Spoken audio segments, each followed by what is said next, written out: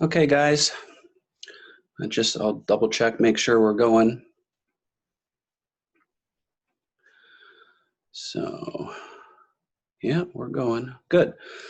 So we're going to pick right back up where we left off. This is being recorded on Thursday, but this is for our scheduled class session for Friday, October 23rd. And we're going to finish talking about the late Roman Republic and particularly the life of Julius Caesar. So that's what we're going to dip into. Again, I've already seen a couple of postings for the bios, and so whenever I get the rest of those, I'll obviously be putting those into Populi, so you can look for those. Remember that once those are posted, sorry, I'm trying to get everything situated here.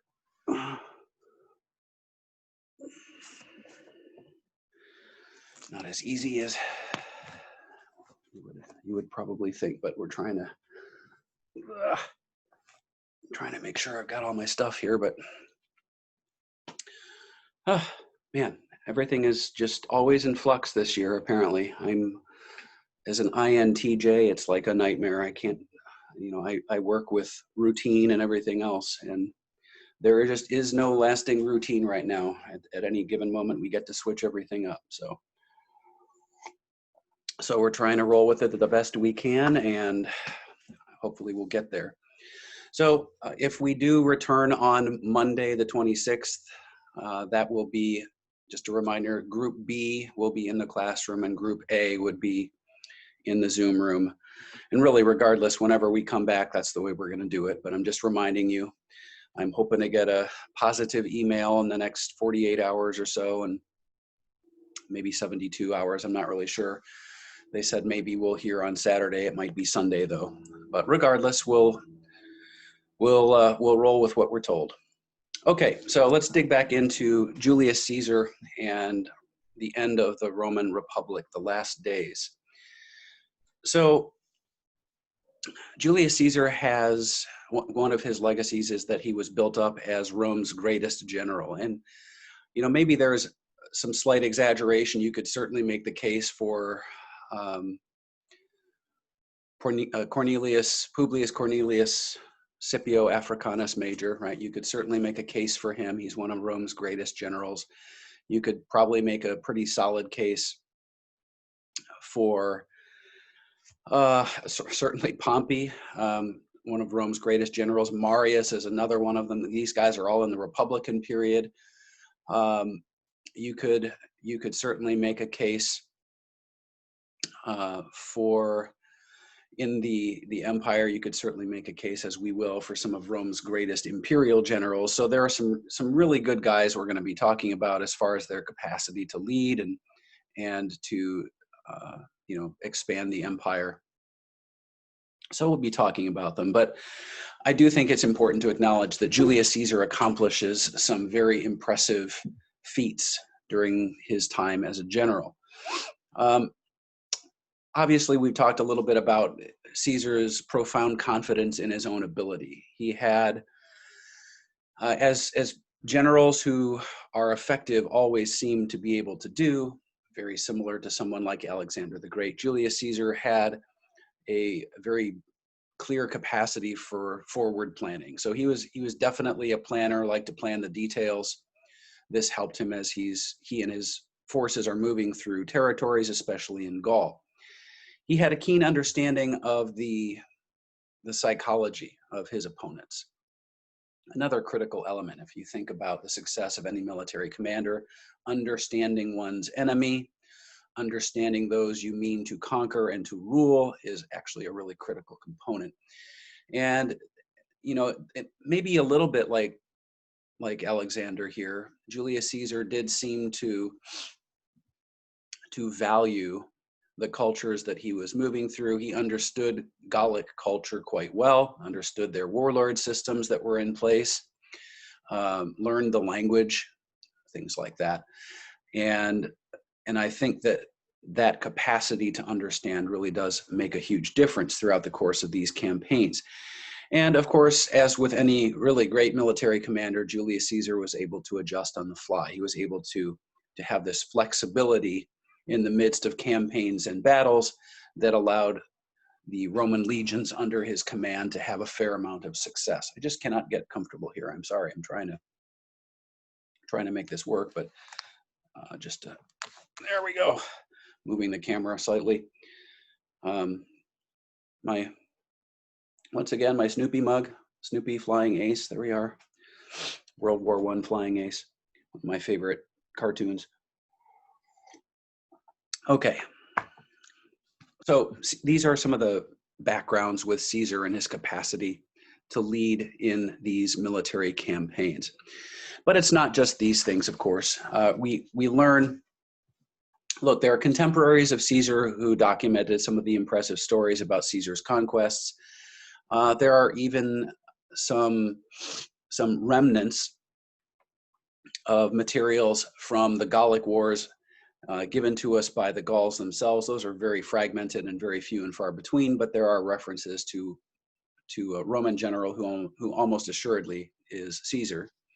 But of course, the best, the most complete reference to the Gallic Wars that we have are written by Julius Caesar himself. So De Bello Gallico, the Gallic Wars.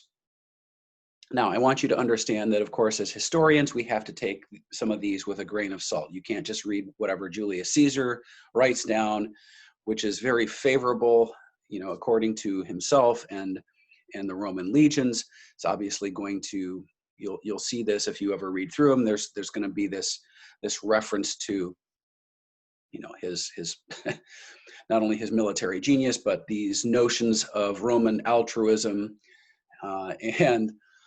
and really painting the Romans and these legions in an exceedingly positive light. There's a bit of the occasional demonizing of the enemy. I suppose some of that is to be expected. But as far as tracing through campaigns, there's a lot of accuracy here. And we do get to dig into the mindset of Julius Caesar a little bit. And there is value in that alone.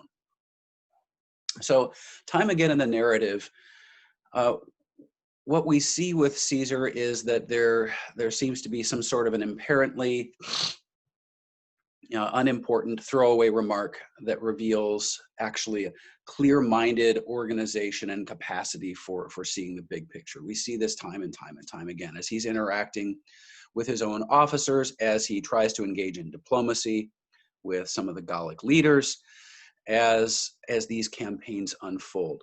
There are all sorts of obstacles that have to be overcome, both relational obstacles, but of course physical obstacles. Julius Caesar's forces are crossing some of these very dangerous territories that are somewhat unfamiliar to them. These gigantic rivers that make it very difficult, and in fact in some cases seemingly impossible for the Roman legions to get where they need to be. Famously, there's a bridge construction project that Caesar undertakes where they build these bridges across some really difficult riverine systems that are just a great example of Roman engineering at its best, but also Julius Caesar's leadership to get where to keep these campaigns progressing as he deems that they must. Supplies are prudently laid up in advance. There's always Caesar throughout the Gallic Wars. As you read through this, he's always having these detailed expectations with intelligence gathering, and he receives these regular intelligence reports regarding the enemy. These strategic plans that he puts in place are often forced to be altered. So he frequently having to deal with situations where whatever the genius of the plan may have been, it has to be thrown into the trash basket, and they have to go in a completely different direction, and he has the capacity to recognize those needs. And as a result, the conquest of Gaul is near complete, and Julius Caesar's fingerprints are really all over it. But above it all, I think that we can see that Caesar has this element of intuition. He's exceedingly intuitive. He knew that absolutely no faith, for instance, could be placed in intelligence offered by people who had something to gain by offering information to Caesar. And that's an important intuition to have. He's writing about this, as he's receiving, information from questionably trustworthy sources. He's acknowledging that they'll see if they can verify this information, and maybe it will help them in their next conquest, in the next tribal group that they encounter, but they're not going to count on it. And there's always this recognition that there could be traps, being laid out that they could be walking into. He's also very intuitive in the sense that he understands that wars are often not won on the battlefield so much as at the conference table. And although obviously the Roman legions are indeed fighting in a number of campaigns and battles during this time period, they're also able to avoid a huge assortment, probably at least a dozen different, bloody engagements, because Julius Caesar wins over these tribal leaders. And it's very similar to what we talked about with Alexander. How do you do this? You win their hearts and minds. You win their loyalty. You make them want to become Roman subjects. You convince them that it's in their best interest, not only because they wouldn't have to fight and die in a battle, but also because what you are bringing to them is exceedingly valuable. It's something that they do not yet have, and you want them to be able to take part in it.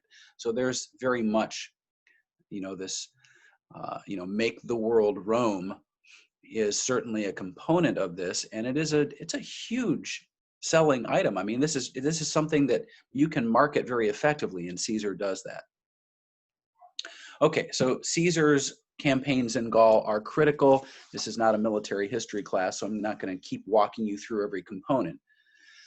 But we do see, as we talk about his movement through Alesia and some of these territories in Gaul, Caesar is constantly changing tactics, as we just talked about. It's very rare for Caesar to employ the same battle tactic twice, so he's always shifting this around and keeping the enemy on their heels. And this winning of the hearts and minds proves to be unbelievably effective. Okay, so we have this situation with Julius Caesar. By the time we get to 55 and 54 BC, Julius Caesar has come into his own with his capacity to lead and to show his effectiveness as this military commander. But in his absence, there are some really critical problems. So there's what one historian calls a cauldron of subterfuge that is, reaching a boiling point. It's bubbling over down in Rome itself.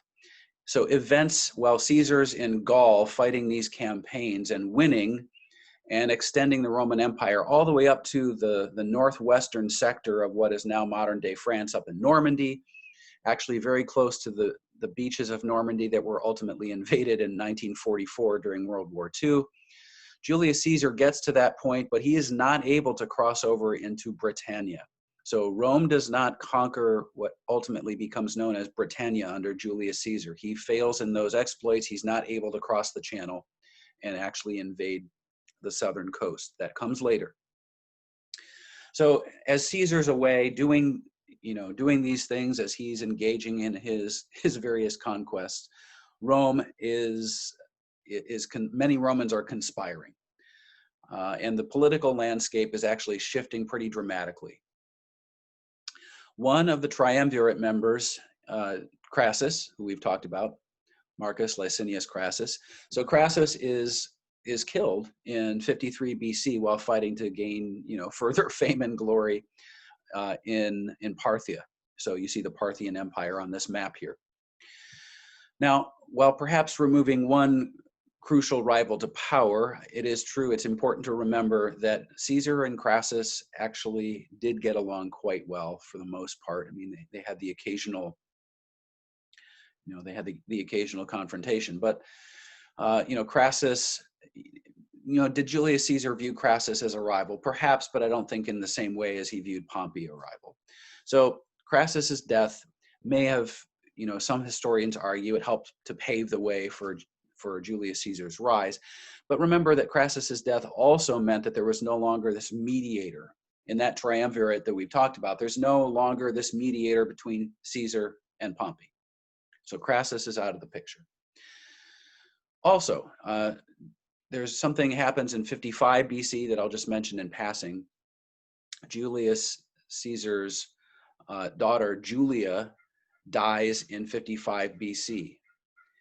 And that is important, of course, because she was actually married to Pompey. And with Julia's death, it's almost as if Julia's marriage to Pompey kind of forced Caesar to, and Pompey both, there was a mutual force that they would try their very best to get along at some elemental level. But with Julia's death in 55 BC, that already weakened bond between Pompey and Caesar is basically in collapse. And Pompey himself has become increasingly alarmed at Caesar's meteoric rise to power. The news is continually flowing back into Rome about, Julius Caesar's conquest of these territories, not only in the Western Gallic territories, but in the northern Gallic territories near, the northern mountainous regions of Italy itself. Caesar, it has become very much, this legendary figure in contemporary Roman culture of his time. So Pompey is deeply concerned, and he decides that since he's back in the home territory far more regularly, in fact, he is at this stage in 53 BC, he is in Rome itself.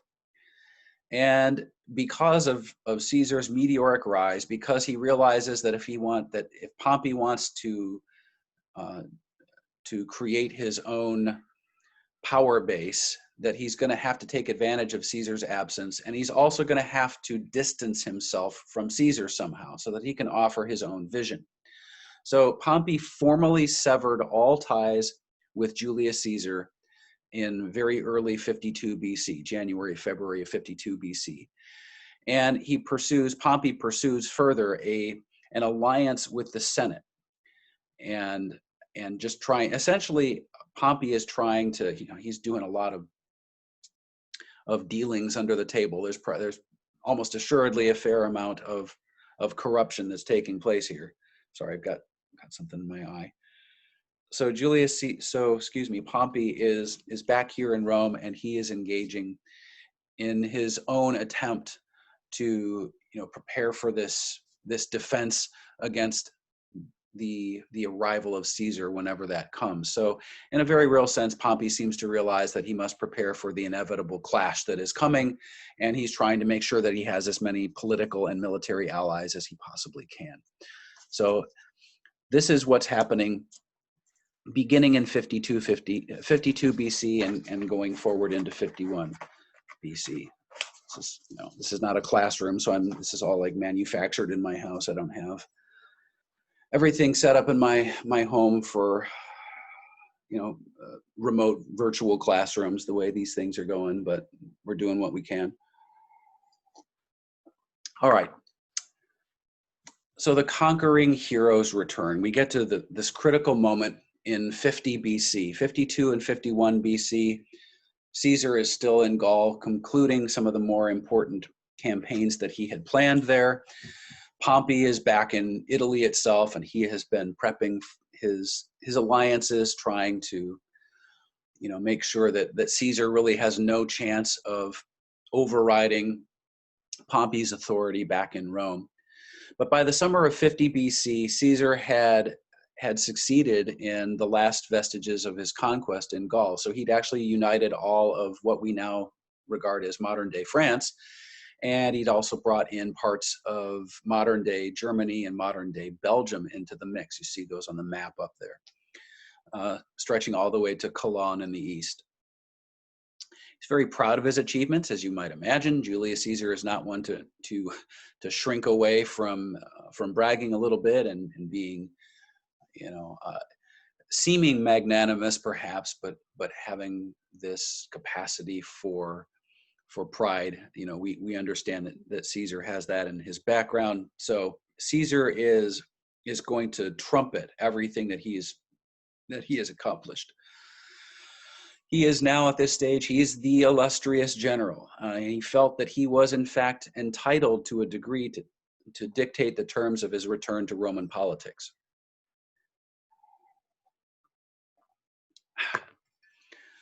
And in particular, Julius Caesar demanded that he be allowed to stand for something that no other general, even Sulla, no other Roman leader in the Republic had ever done. Julius Caesar actually demanded that he be allowed to stand for the consulship in absentia while he was still, leading his armies in Gaul and finishing up their campaigns there. So he's demanding that the Roman Senate allow him to stand for the consulship while he's hundreds and hundreds of miles away.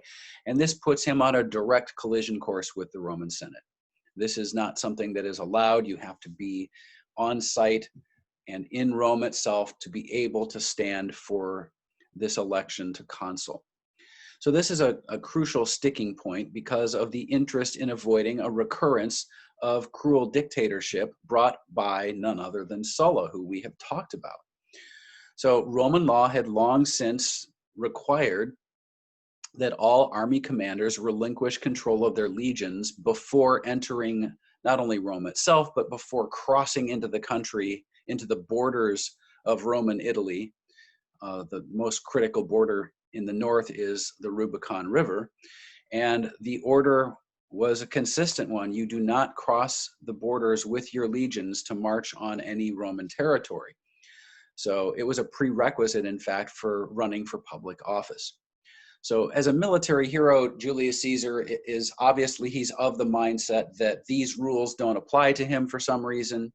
And this is an initial sign that Julius Caesar, even at this stage in 50 BC, that he has lost sight of, some critical parts of being a virtuous Roman. And that includes abiding by the rule of law. And Julius Caesar clearly believes that in certain circumstances, he himself is above the law. This is a huge problem. It will compound many times over in the following years. So as a military hero, Caesar believed that he could win the election. That's probably true. However, obedience to this Roman law, if he did indeed wait until he came back to Rome and then attempted to gain the consulship once he was there, he understood that that subterfuge we were talking about was going to come back to bite him, and he would very likely face defeat. And the reason is this: without his military muscle, without his legions, he knew that his political enemies in Rome itself would probably waste no time charging him with various abuses, abuse of power being one of them during his first consulship. And he had no intention of traveling back home after conquering Gaul, after engaging, in these various campaigns and battles and succeeding wildly beyond anyone's imagination. He has absolutely no desire to go from that situation back to Rome only to face embarrassing, emasculating defeat. So Caesar's solution is to defy the Senate, to defy Roman law. And it's a critical decision, which brings us to this moment. His decision was to confront his political enemies in Rome head on. And this begins with a critical moment. So back to the slide here. Again, if you look at the Italian peninsula, you see the river Rubicon up in the northern sector. Julius Caesar brings about 3/4, not quite 3/4, it's probably, it's more than half. It's probably around 2/3, maybe a little more than that, of his legionary force with him. And they cross the Rubicon River. And this is a critical moment. This happens in 49 BC, January 11th, 49 BC, crossing the Rubicon River, which is the boundary between Cisalpine Gaul and the Italian provinces to the south. And of course, this is something I do want you to know. He is famously to have uttered in Latin, alia jacta est, which is loosely translated as the die has been cast, or the die is cast, probably is the more accurate translation. So alia jacta est. So alia jacta est simply is this reference to the roll of the dice. So there's this significance here. Whether or not that is an apocryphal element, I don't know that that's quite as important as the reality that it does convey a truth, and that is that Julius Caesar absolutely understood he was rolling the dice on his own life and his career. If his legions were challenged and they were defeated, he would have to answer to the Senate. He could very well have been executed by the Roman Senate for violating these laws. At the very least, he probably faced the end of his political career if this did not go right. And so this is just a huge gamble for Julius Caesar. And it's a huge, jump off point or turning point in Roman history. Pompey's response, as you can probably predict, is to prepare forces, Roman forces, to engage Caesar. Now, here's what I would say. As capable as Pompey was, he does not really hold a candle to Julius Caesar when it comes to military command. Pompey was a capable commander, but he was not, a superb commander. I think he belongs in the conversation as one of Rome's better commanders, but I don't know. He's just not into this stratosphere of brilliant, off the charts commanders. So Pompey in charge of Roman legions to the south obviously is not going to scare Julius Caesar as much as Pompey is hoping. Pompey essentially stages this gradual withdrawal, a tactical withdrawal. Hold on a second. I don't have Brundisium here. Is it in this map? Not really. All right. So be it. So Pompey stages this tactical withdrawal to Brundisium, which is basically the heel of the boot on the peninsula there. From there, he planned to embark 20,000 men to Greece to join some other forces that were loyal to Pompey. However, what happens instead is that Romans in the city of Rome itself, and in cities in many of the central provinces and the southern provinces, begin to get word of what is unfolding here. And they realize that Rome itself is essentially being fought for. The future of Rome is being fought over between these two longtime rivals, between Caesar and Pompey. And they know that both of these leaders are commanding military forces that will engage one another. And it comes down to this: who are Romans pretty certain will win? Who's going to come out on top in these engagements? And Pompey's belief here is that he has the support of many in the Senate. And for the moment, he seemed to. At least for a time, he seemed to. But by the time we get to this stage, there are plenty in the Senate who are reading the writing on the wall, and they're saying, maybe this alliance I've formed with Pompey is not in my best interest. Maybe this is going to come back to haunt me, and I will be viewed as a traitor by Julius Caesar if he comes to power here. So Pompey's authority begins to crumble. His alliances begin to crumble.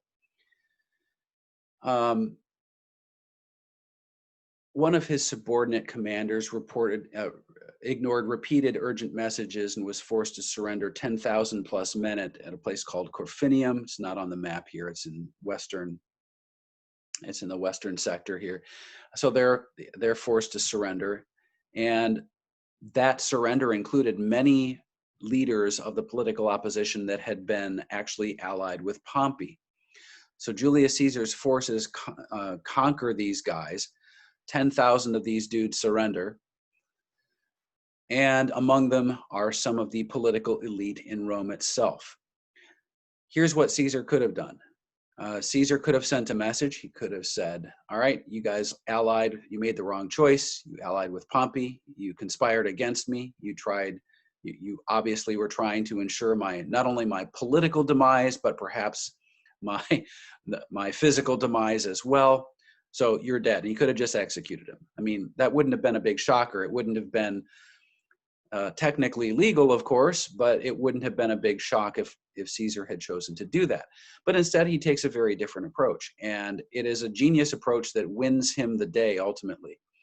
So instead, he convinced these soldiers and many of these politicians, soldiers, politicians who'd been in the Roman Senate and previously allied with Pompey, he convinces them that it's in their best interest to switch their loyalties to Julius Caesar and to swear allegiance to him and to his legions and to essentially to his vision. And if they do so, of course, their lives will be spared. And not a big shocker, many of them say, Julius, you're my new best friend. Of course, we're your men now. I don't know what we were thinking. We smoked too much pot or did too much acid and we just didn't know what was going on. I'm not really sure, right? So these, clearly there's this radical shift in loyalty from these guys who were probably aware that they could very well have been executed, and they decide to shift all of their loyalties over to Caesar. So this act of clemency on Caesar's part ultimately proves to be a massive political coup. You have not only Pompey's former allies, you now have many Roman soldiers in the legions who had previously been supposedly fighting for Pompey. They're actually bolting as well. They're coming over. So much of Rome is allying with Caesar against Pompey at this moment, which brings us to this critical stage. All right, whoops. Just getting this stuff all set up is so fun. I just love doing this. I can't tell you how much I love doing this stuff at my house instead of on campus in our classrooms and where we're actually supposed to be. But again, here we are. So Julius Caesar ends up winning out here in a very interesting fashion. So Pompey is trying to, he's failed in solidifying his allegiance. Sorry, everything I'm doing is falling over. Following a battle at Pharsalus in 48 BC, in which a remnant of Pompey's forces are wiped out, Pompey himself individually flees from the coast there and goes over to Egypt to try to seek support from Ptolemy the 13th. The Egyptians knew, of course, that Caesar was on the way and that he was, in fact, not far behind Pompey himself. And what did they do? Well, if you're, by the way, we got to talk a little bit about Cleopatra. She has this feud with her brother that's an ongoing feud. And so there's a fair amount of political subterfuge going on here. Julius Caesar and Cleopatra are ultimately romantically linked. And then after Caesar's death, she's also romantically linked to Mark Antony, which we will talk about. But Julius Caesar is indeed following across the Mediterranean to Egypt, and the Egyptian monarchs know that the Egyptian monarch knows this. Cleopatra's brother ultimately seizes Pompey when he arrives. He is executed, and when Julius Caesar arrives himself with his legions at his back and comes ashore, he is famously greeted by the Egyptians, and they present him with a gift in a basket. They pull Pompey's head out of a basket and present it to Julius Caesar as a sign of where the Egyptians stand on these issues. So Ptolemy the 13th and his sister Cleopatra are both very important. Caesar supports Cleopatra. This is critical. So even though Ptolemy the 13th is attempting to consolidate his position of authority by killing Pompey and handing his head over to Julius Caesar upon his arrival, Julius Caesar, as we've already talked about, Julius Caesar certainly enjoyed the company of women. He recognizes in Cleopatra not only an alluring young woman in her own right, but also very clever, individual, and Julius Caesar ultimately aligns with Cleopatra against her brother, which is a very important alignment, of course. So this is the moment where we have this inaugural period of Julius Caesar's Rome. So the initial civil war that we're just talking about here, what will ultimately erupt into a broader civil war, it's kind of calmed down for the moment, but it's only for a relatively brief period of time. So Caesar's reign is a critical one, and it's really, this is, formally we're still dealing with the end of the Republic, but make no mistake, the onset of the empire, of the imperial order, and the title of Emperor Caesar, that's in many respects it begins here, even though Caesar's heir Octavian becomes Caesar Augustus, the first actual Caesar of Rome. The changes that bring that about are beginning here. So one of the things that Caesar did very quickly, very early on, is he elevated provincial Italians and others above old guard Roman families, conferring Roman citizenship pretty liberally.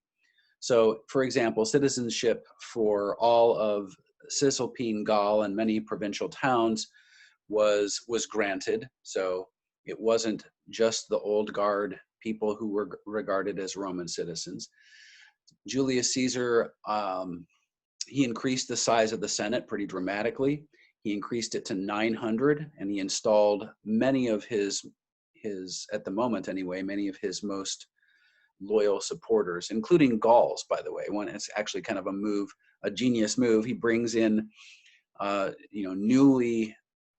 newly granted citizens or newly appointed citizens to Rome from Gaul, and he puts them in the Senate. This is going to, obviously, if you're one of those individuals, you owe your existence and your well-being, your very lifestyle to Julius Caesar. You're going to have a fair amount of loyalty. Aside from reducing debt, there are some other interesting social and economic reforms. Julius Caesar founded some of the first, what we would regard as formalized colonies outside of Italy. He granted a to that stage anyway, a relatively large public building program. Their subsequent leaders will, their public building programs are going to dwarf what Caesar puts in place here. But nonetheless, for the time, in the 40s BC, at the end of the Republic here, these are pretty interesting building projects. Some early aqueduct construction is authorized under Caesar. Some increased public buildings, some temples in Rome itself, and some of the other provincial towns as well. These building projects are introduced. Famously, of course, he introduces what becomes known, or at least he sponsors what ultimately becomes known as the Julian calendar. This begins on January 1st, 45 BC. And of course, the Julian calendar is almost spot on. It's virtually identical to our current calendar in the West, and throughout 99% of the known world, right? So January 1st, 45 BC, it's a 365 and a quarter day calendar, and it matches up, it syncs up very well with our modern calendar. So these are things that are begun under Caesar's reign. So, he's consolidating his power and authority. He has certainly bypassed a number of Roman laws to attain his power and his mantle of authority. For the time, I think many were just kind of curious to see where he would go with his newfound power. And, he is accomplishing some necessary tasks in Rome, but Caesar's reign turns into Caesar's ruin in a couple of critical ways. For starters, he's often not in Rome for fairly long stretches of time. So over these years, beginning in 48 BC.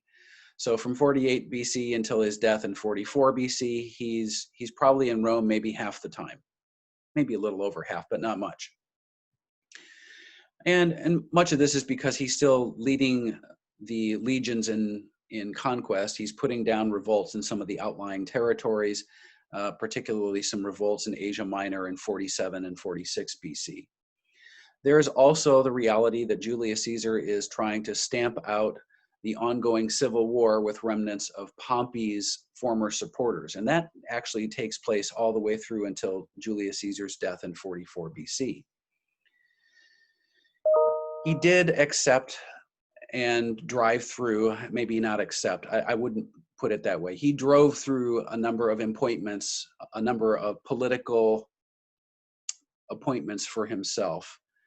The first appointment was to be a dictator for 10 years, while in a brief stay in Rome in 46 BC. This appointment is driven through by Caesar. He's also made consul continuously beginning in 46 BC.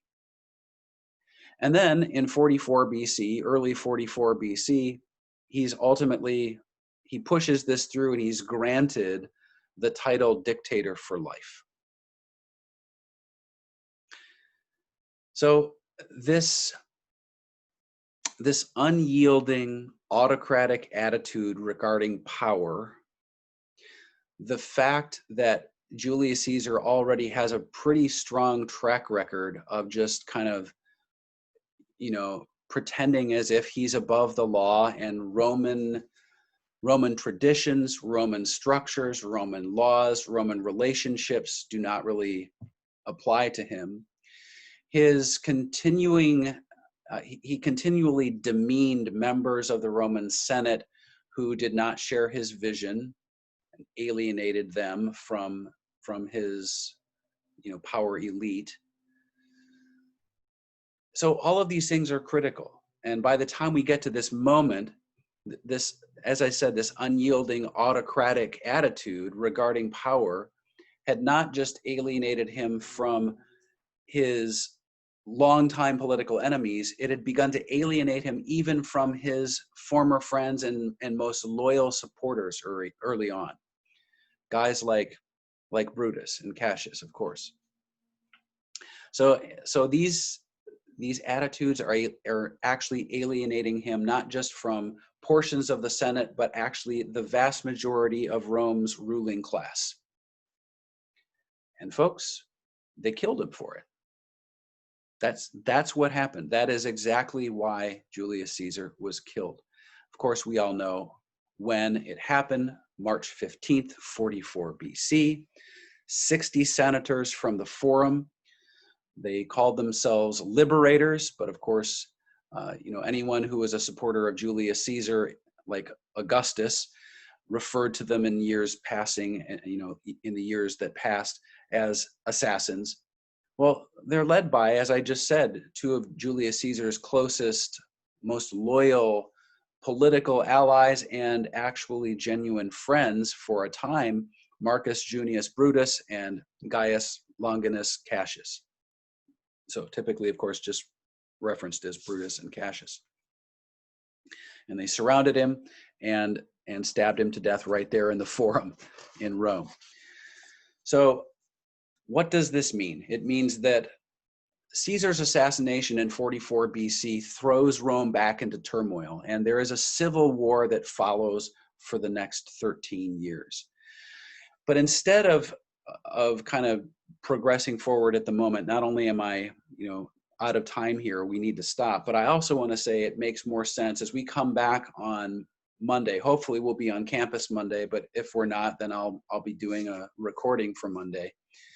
Regardless of where we are, we're going to talk about the onset of the Roman imperial era through the person of Octavian, who we come to know as Caesar Augustus.